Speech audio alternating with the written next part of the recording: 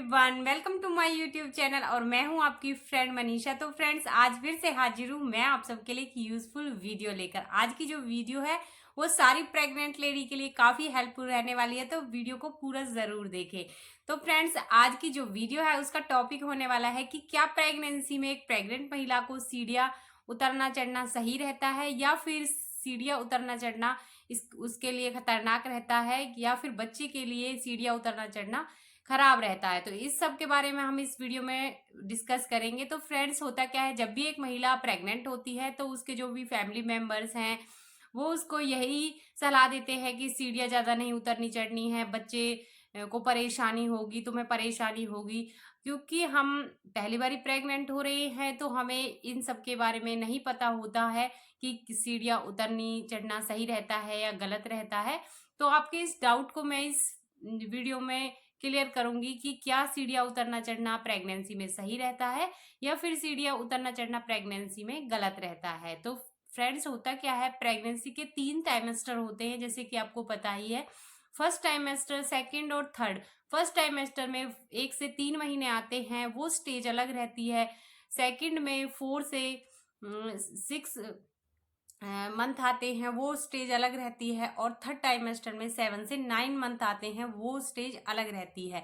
तो हर स्टेज में अलग अलग फायदे और नुकसान होते हैं सीढ़ियाँ चढ़ने और उतरने के। अब बात करते हैं फर्स्ट स्टेज की। अगर सिर्फ 1 से 3 महीने अगर आपका है तो इसमें आपको बिल्कुल भी घबराने की जरूरत नहीं होती है, क्योंकि 1 से 3 महीने में हमारा जो पेट है वो नहीं निकलता है। हम नॉर्मली जैसे प्रेग्नेंट नहीं थे वैसे ही रहते हैं। आप सीढ़ियाँ उतर चढ़ सकती हैं बिना किसी टेंशन के इन महीनों में। सिर्फ आपको ध्यान रखना है कि सीढ़ियाँ उतरते चढ़ते समय आपको ज़्यादा तेज तेज सीढ़ियाँ उतरनी चढ़नी नहीं है, आपको धीरे धीरे सीढ़ियाँ उतरनी चढ़नी है। इससे आपकी एक्सरसाइज भी हो जाएगी और आपकी जो यूट्रस की मसल्स हैं वो भी फ्लेक्सिबल रहेंगी। और एक बात और आपको ध्यान रखनी है, आपको जंप कर करके सीढ़ियाँ ना तो उतरनी है और ना चढ़नी है, इस बात का भी ध्यान रखना है।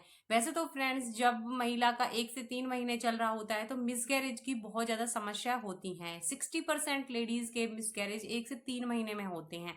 तो इससे बचने के लिए आपको अपनी डाइट पर पूरा ध्यान देना है और ज़्यादा हैवी काम आपको नहीं करना है और ना ही सीढ़ियों को जंप करके उतरना चढ़ना है। वैसे आप 1 से 3 महीने नॉर्मली सीढ़ियाँ उतर चढ़ सकती हैं, क्योंकि उन महिलाओं को ज़्यादा प्रॉब्लम आती है जिनका रूम ही सेकंड फ्लोर पर है। क्या वो सीढ़ियाँ उतरे चढ़े ना, क्योंकि बार बार उतरना भी चढ़ता है और चढ़ना भी पड़ता है। और तो इसलिए आप बिना किसी टेंशन के सीढ़ियाँ उतर चढ़ सकती हैं 1 से 3 महीने। अब बात करते हैं 4 से 6 महीने के टाइम पीरियड्स की, जो होता है हमारा सेकेंड टाइमेस्टर।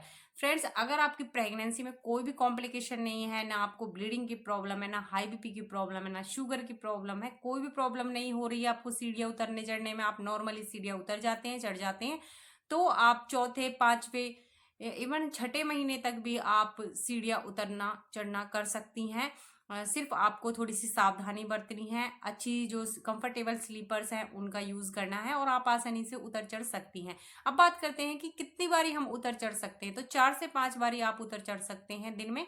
अगर आप सीढ़ियाँ उतरती चढ़ती हैं तो इसके हमें फ़ायदे भी बहुत होते हैं। इससे हमारा जो ब्लड है वो सही रहता है, उसका सर्कुलेशन सही रहता है, हमारा हाई बीपी की प्रॉब्लम हमें नहीं होती है, हमारा शुगर लेवल भी सही रहता है, हमारा शुगर भी नहीं बढ़ता है और ना ही हमें कोई डायबिटीज़ की प्रॉब्लम इससे होती है। तो आप सीढ़ियाँ उतर चढ़ सकती हैं बिना किसी टेंशन के।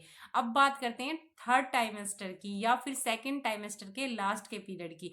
तो फ्रेंड, जब भी हमारा छठा महीना चल रहा होता है तो हमारा जो पेट है वो बढ़ना चालू हो जाता है तेजी से, और 7वें 8वें 9वें महीने में तो काफ़ी गेन हो जाता है हमारा वेट।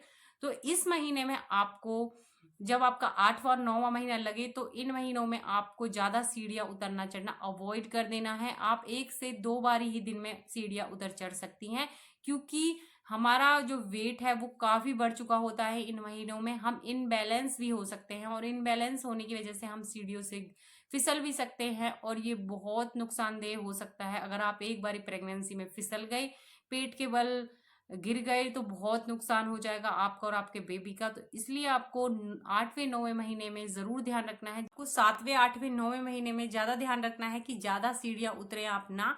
आप दिन में 1-2 बार ही सीढ़ियाँ उतर चढ़ सकती हैं। अब ये बात हो गई तीनों ट्राइमेस्टर की। बात करते हैं कि जब हमारा 9वाँ महीना पूरा हो जाए, मतलब कि हमारा 9वें महीने के 20 दिन निकल जाएँ, उसके बाद आप सीढ़ियाँ उतर चढ़ सकती हैं, सिर्फ़ सावधानी के साथ।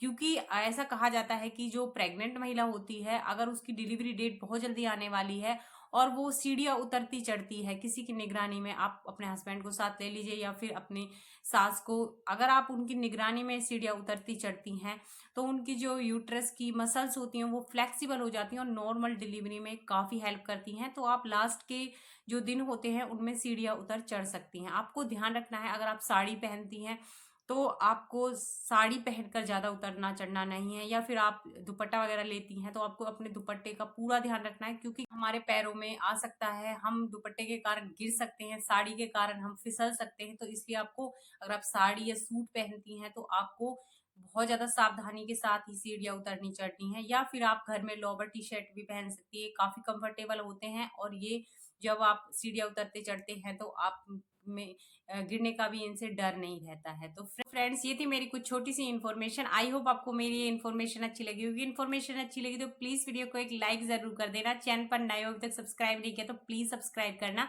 पूरी वीडियो देखने के लिए आप सभी का धन्यवाद। मिलते हैं नेक्स्ट वीडियो में।